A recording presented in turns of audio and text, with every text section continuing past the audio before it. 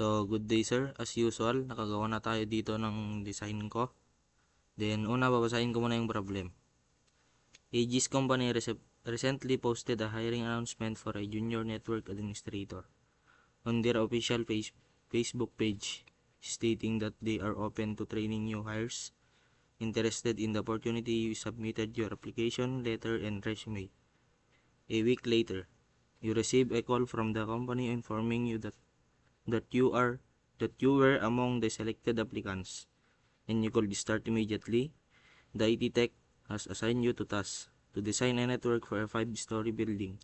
As part of the design, your supervisor specified the inclusion of 25 PCs, 8 switches, and 4 different routers, 2 PT routers, and 2811. However, the company currently employs only 20 call center agents. How will you distribute the device within the building? Identify the users for the remaining device and explain their purposes. Since the network is expected to be large, your IP addressing scheme should utilize a class suitable for large-scale networks.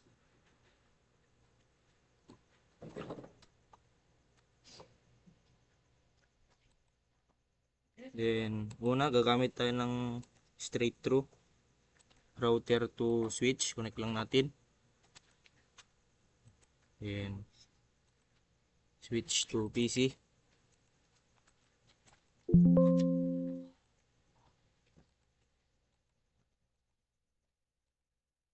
Connect lang natin.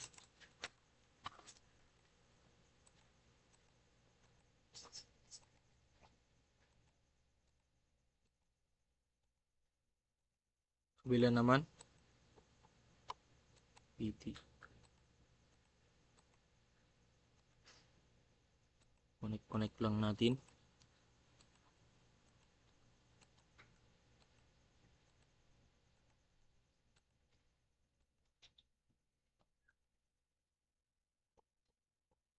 Then, gamit tayo ng crossover. Switch to switch.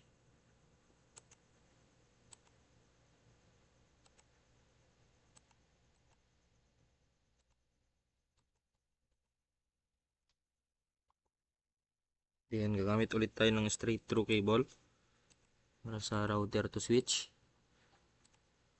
Then, switch to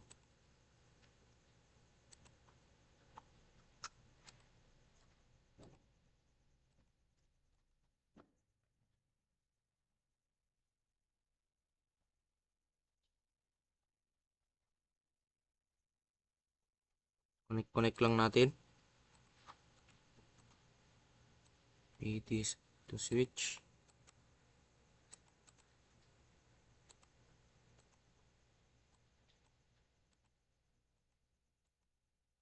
Lang ulit natin sa 5 PC.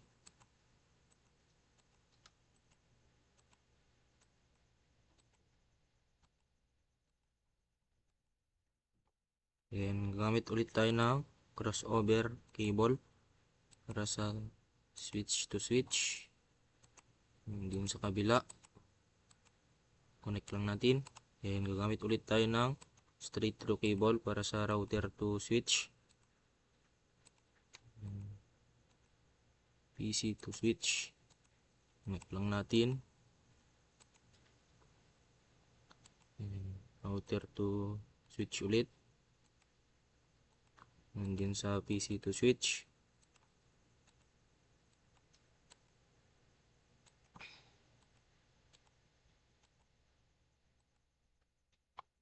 Gamit ulit tayo ng crossover. Okay. I-off natin. Tapos maglalagay tayo ng WIC/1T. Then on natin. Yun naman sa kabila. Off lang ulit natin. Maglalagay ulit tayo ng WIC/1T. On natin. Then connect lang natin. Gamit tayo ng serial DCE. Router to router. Ganun din sa kabila.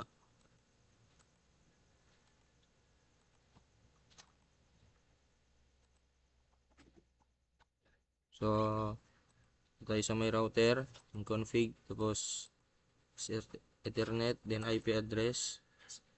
Plus 8 ang gagamitin nating IP address. 10.0.0.1. Copy lang natin. Yan, on natin.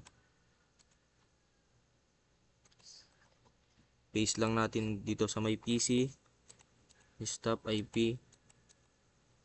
Paste natin. Balitan natin ng 2.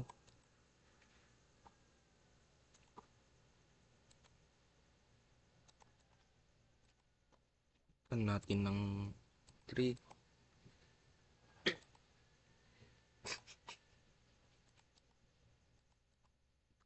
Balitan natin ng 4.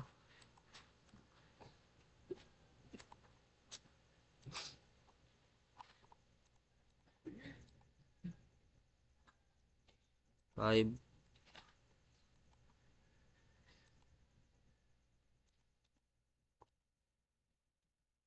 6.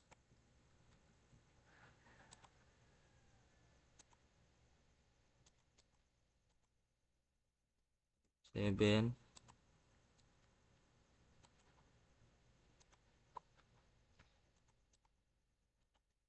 Then 8.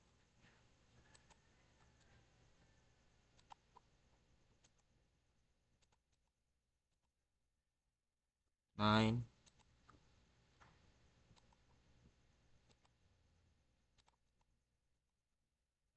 10.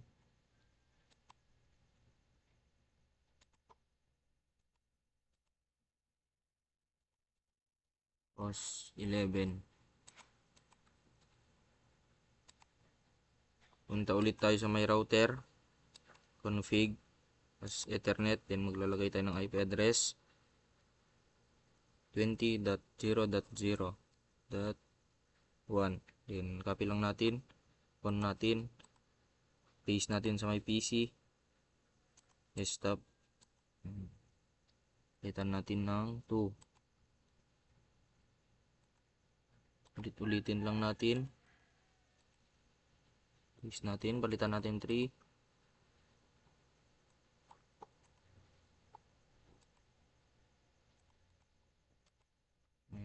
4.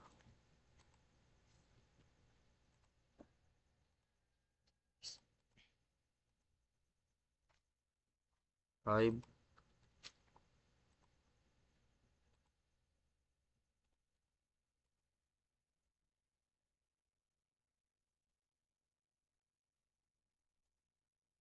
6 pala.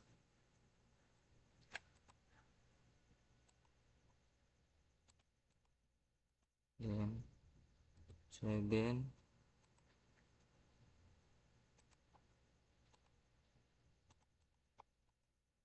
Paste ulit. 8.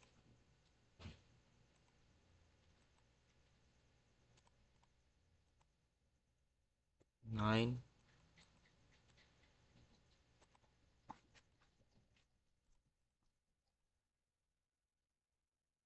Then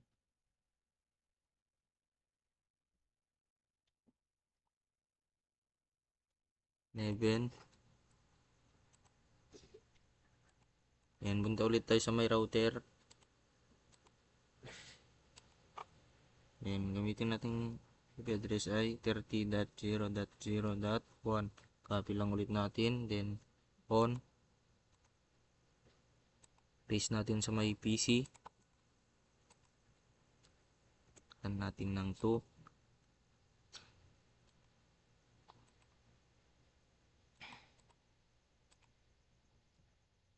3.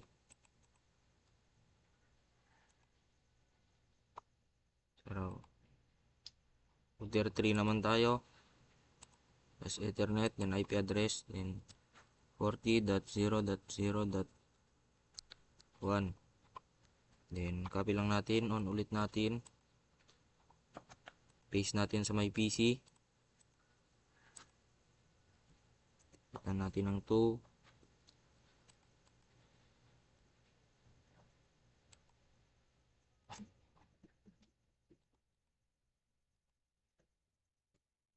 3.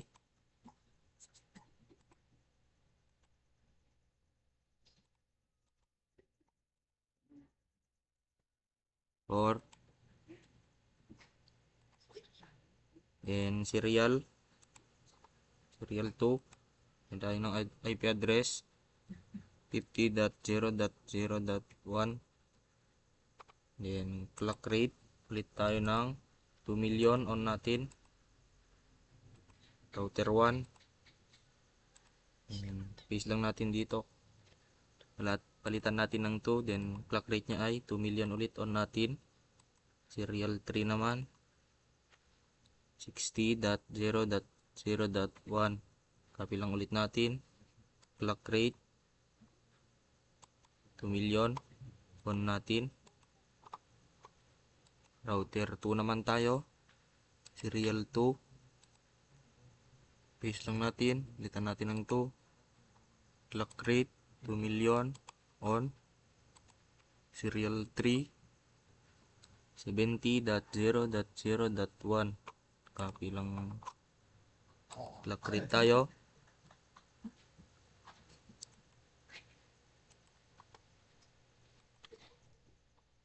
router 3 naman, kita natin ng 2, clock rate on not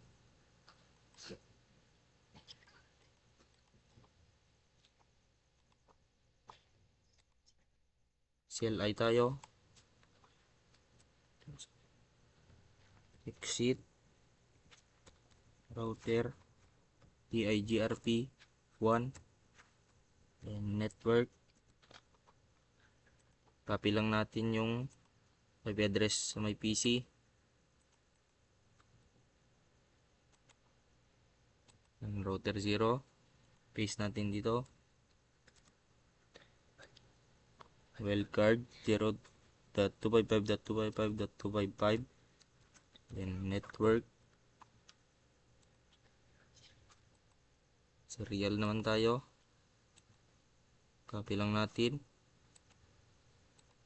dito sa may router 0, paste natin, wildcard nya ay 0.255.255.255, exit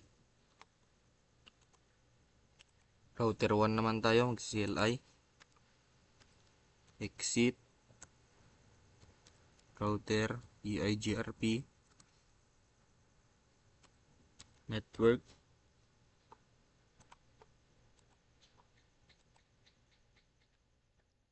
copy lang natin, and paste natin dito, then wildcard nya ay 0.255.255.255, and network, copy lang natin yung serial nya, may router 0, paste natin dito sa may router 1, and wildcard nya ay 0.255.255.255, then network ulit, dito tayo sa may router 2, copy lang natin yung serial nya, paste natin dito sa may router 1, and wildcard nya ay 0.255.255.255, exit, dito tayo sa may kabila, router 2, CLI 2 ulit tayo, exit router EIGRP 1, and network, paste lang natin, ay copy lang natin,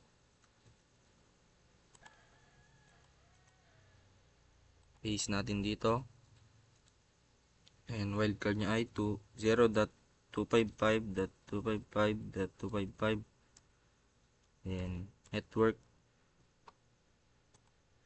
balik tayo sa may router 1, copy lang natin yung serial nya, paste natin sa may router 2, and ang wildcard nya ay 0.255.255.255, and network, Sa may router 3 naman tayo. Copy lang natin.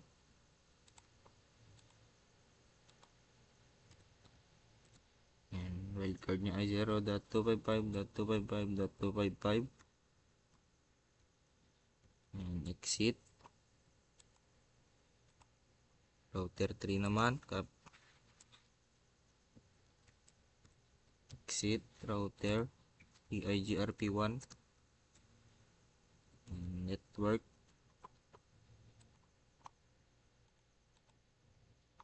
Ito lang tayo sa may PC, then copy natin yung IP address nya.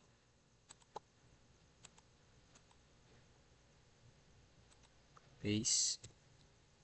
And wildcard nya ay 0.255.255.255. Network. Balik ulit tayo. Copy lang natin.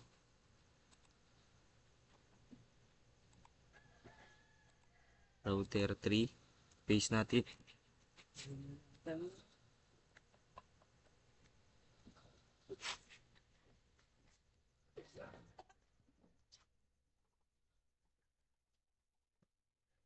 Try natin. PC to router. Successful. Delete lang natin. PC to router. Successful. PC to router 3. Successful ulit. PC to PC. Delete muna pala natin. PC to PC. Successful na. Then ulitin lang natin. Delete muna natin. Successful na.